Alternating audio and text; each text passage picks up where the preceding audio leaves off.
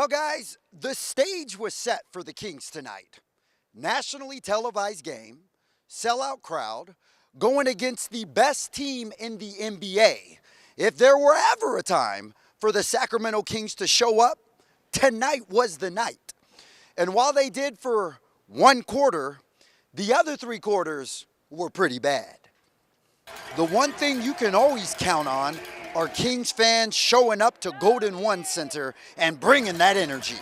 The Kings hosting MVP frontrunner Shai Gilgeous-Alexander and the Oklahoma City Thunder. The Kings hoping to get back on track after losing 3 in a row. And I'm just going to be honest with you guys. The first half of this game was not pretty for the Kings. In fact, their effort was uninspiring. So I'm not even going to waste your time going through the first half highlights. Just know the Kings shot 37% from the field and were down 22 points heading into intermission. Once the third quarter rolled around, the Kings woke up.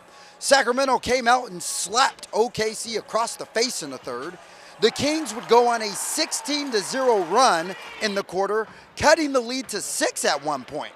And Keegan Murray came out hotter than a crock pot in the third quarter. Murray dropped 16 of his team-high 28 points in the frame. He was 9 of 13 from downtown. Sacramento outscored OKC 39-25 in the third. And at this point, you thought maybe, just maybe, the Kings are going to get back in this. And that's when OKC stopped playing with their food and turned it on. The Thunder would go on a 30-13 run to increase their lead to 25 in the fourth quarter. And this is where Doug Christie waved the white flag. The Thunder defeat the Kings 121-105. Sacramento has now lost 4 in a row in 8 of their last 10. If you guys know me, I'm not the moral victory guy. But there is a good team in our locker room. And they're trying to find their way, and they're trying to find their rhythm.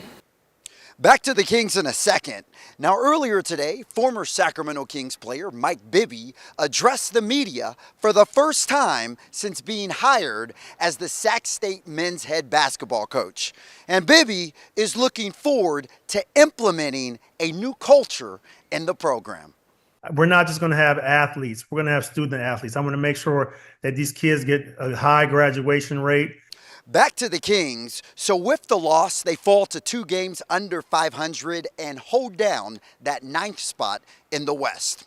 Now to Chris Thomas and Laura Painter, I know you guys want me to try to be positive when talking about the Kings, so here's your positivity. The Stockton Kings, G League affiliate of the Sacramento Kings, clinched a playoff spot today, so hallelujah. At Golden One Center, Kevin John, ABC 10 Sports.